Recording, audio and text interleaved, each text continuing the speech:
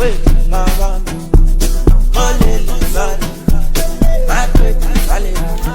evening, everyone. It's your boy, my hero, the best young football analyst. So if you're new to this page, please do subscribe and hit the like button. So tonight's game will be Bafana Bafana versus Algeria. A good game, a thrilling game. It was a great game to watch. Both teams are going head to head. None of the teams were willing to sit down. It was a game based on tactics. Based on tactics. We know both teams are not physical in the midfield, although they do have some physical players. We know Manar is a physical player, Mugwen is a physical player, Mshis is a physical player, Mahaman is a physical player, but both of them now had to adjust based on the tactics that the coach had given. We know the coach of Algeria are more of a tactical team. Even the way they play their football, it's very tactical. And we go to Bafana, whereas they like to build the ball from the back, maintain ball possession from the back, build from the back, use the number 6 as the ball collector. They like to play as a ball rotated and a ball distributor. Use the width to their advantage, use their pace to their advantage, and use their strikers to hold the player. That's the type of football Bafana likes to play under Coach Hugo Broos. Whereas Algeria, looking at them, they like to depend on their number 10. They like the creative number 10, which is more of Brahimi.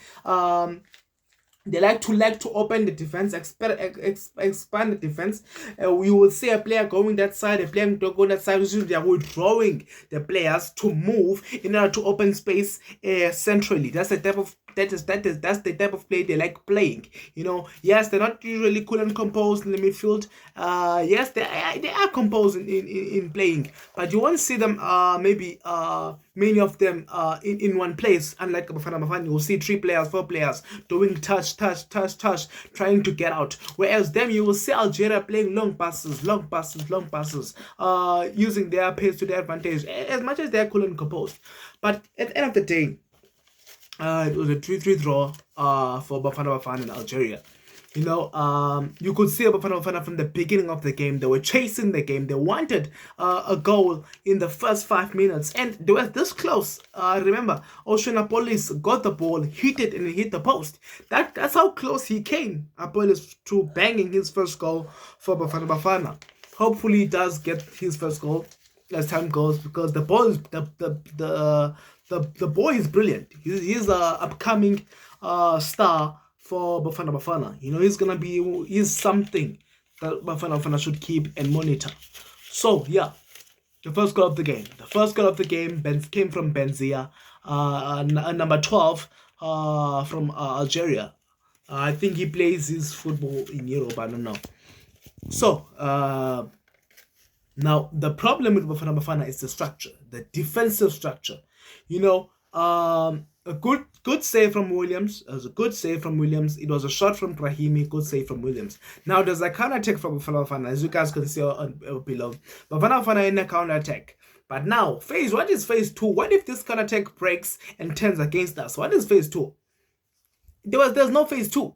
Because phase 2 would be, okay, Monare must come in between the 2 center backs to form a tree back line. But now there's no phase 2. They are left with 2 center backs in the back.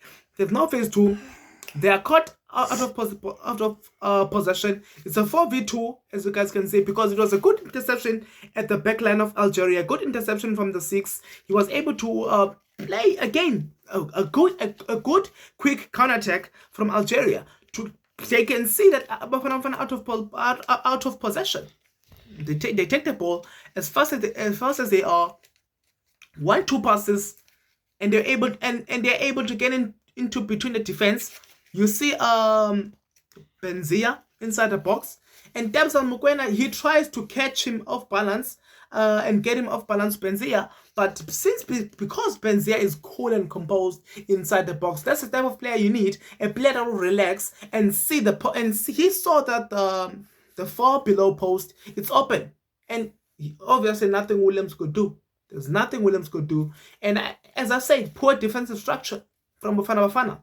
Munara should have gotten between them. So the problem with Munara, I can see Bafana wanted to be more offensive. You can see even in the midfield.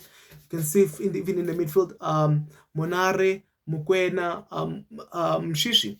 Those players are very offensive. Even Monari himself, when he collects the ball, the only thinking in his mind is to go forward. So the tactical approach of Bafana was to be offensive. You can see even Mobi and Motiba, they were given the permission by the coach to overlap as much as they want. You saw Motiba overlapping. You saw Mobi overlapping. But the problem is that it's tracking back. It's tracking back. You know, because as you guys can see, even on the counter attack of Bafana, they are focused. They are more attacking on the left hand side, which means you would expect Motiba to overlap. Why Mobi is overlapping very far? Because Mobi was supposed to stay maybe on the central line, or supposed maybe to stay on the central line or a little bit further from the central line, so he can track back. So that's why I say Coach should have played Morena instead of Mobi. So Coach should have played Koki instead of Tolu. Tolu did nothing wrong, but also he did nothing right. So you see, he doesn't even deserve to be called up for the squad. I'll now say this and I'll say it again. Olu doesn't deserve to be in the Bafana squad. Mob is a great right back, but Morena should have played because Morena gives us various options going forward. Mob only gives us only goes wide, whereas Morena goes wide, he goes diagonal, so he gives us various options and he's very dangerous in attacking. So yes, the first goal of the game, poor defending from Bafana, poor defensive structure that was set up by Coach Hugo Bruce, because no phase 2. When the ball breaks, you're supposed to have phase 2 as a team. So I don't know what type of defensive structure he puts in, but he needs to fix it. And hopefully, against Nigeria and Zimbabwe, Grand Kekan will be pairing with Mvala, because that's the best duo Bafana have had in a long time. Yes. To show that Bafana, when they were hungry for this game, they carried on with the interplay, believing that they could get a goal, and they finally got the goal, which came from Temazwane, who was absolutely brilliant throughout the game, you know. And I've said this, and I've said this before. Patrick Masongani is not the replacement of Shishi. I've said it even during the Afcon. Patrick Masongani is not the replacement of Shishi. The replacement of Shishi, it's in my past videos. I've said it in my past videos. Who's the replacement of Shishi? And I'll give you a hint. He's at Sundowns. He's at Sundowns, and he's still young. So yes. Second goal of the game came from Tembazwane. Bafana. Great goal from Tembazwane.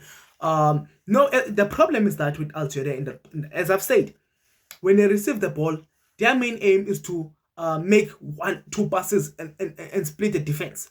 No, because you would find the wingers, they like to go wide and withdraw the fullbacks or anyone who's in central, which means they like to open up centrally, and Bafana they agree to open up centrally. That's their aim. But now, where's the tactical awareness from the 6 who received the ball? He received the ball, and as a 6, when you receive the ball, you're supposed to check your roundings. 1, 2, 3, 4. You check your roundings. When you check your roundings, then you can see, you can call out for the ball and move. But him, he calls out for the ball.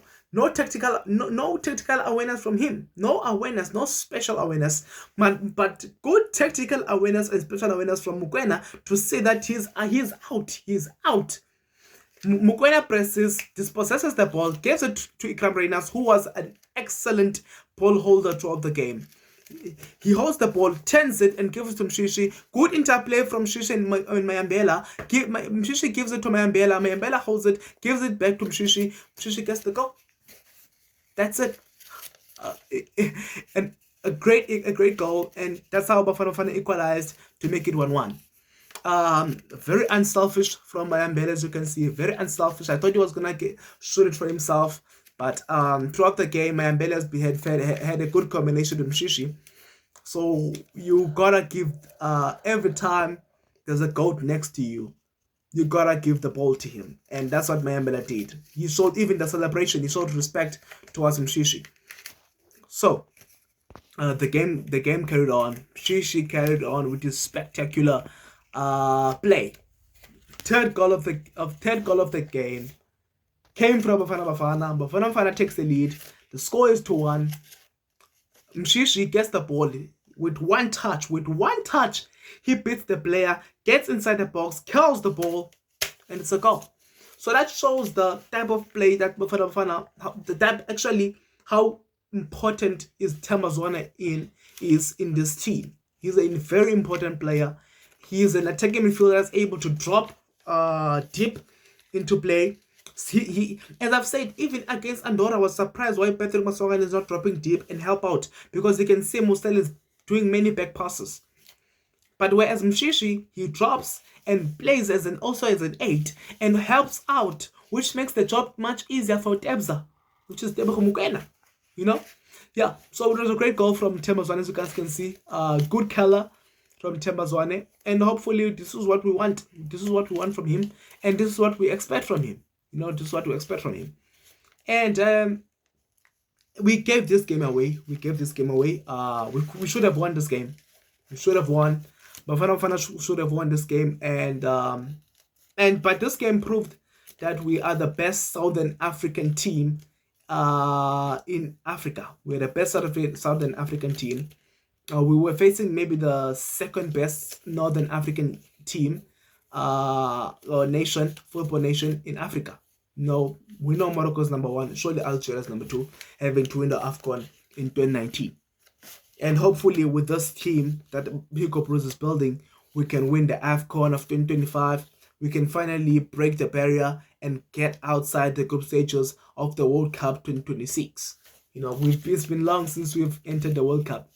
The last time we were in the World Cup, it was in 2010 when we were hosting the World Cup, which was maybe, I would say, the second best World Cup to ever been hosted, for being honest, as football fans, because the last World Cup was a wow.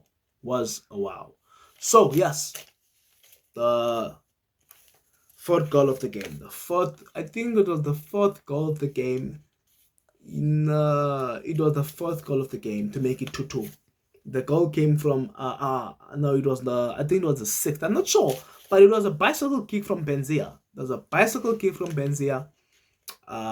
good goal from Benzia. A good goal. Because now, but also poor defensively. I don't know.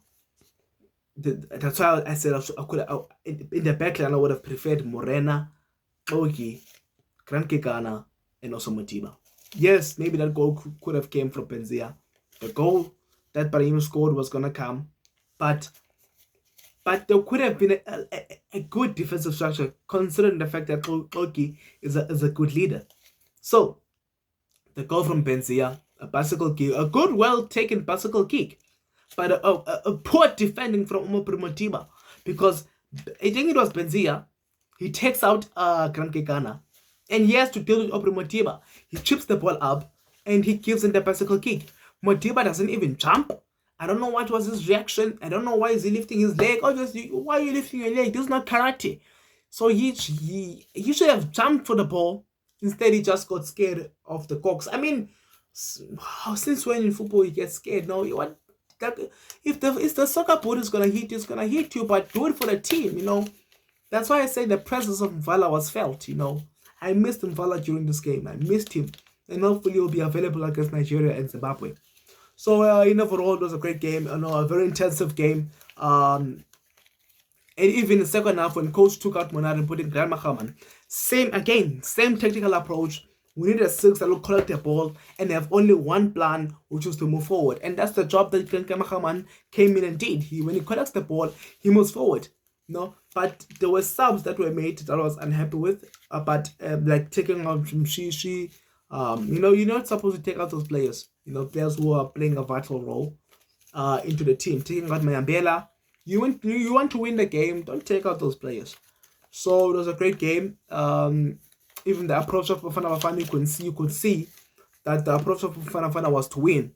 Even for the first 5 minutes of the game when they were creating those chances. So all I can say is that Bafana Bafana does have the team to win the Afcon 2025 with no doubt. So I'd like to thank you guys for watching, and please do subscribe and hit the like button. Thank you.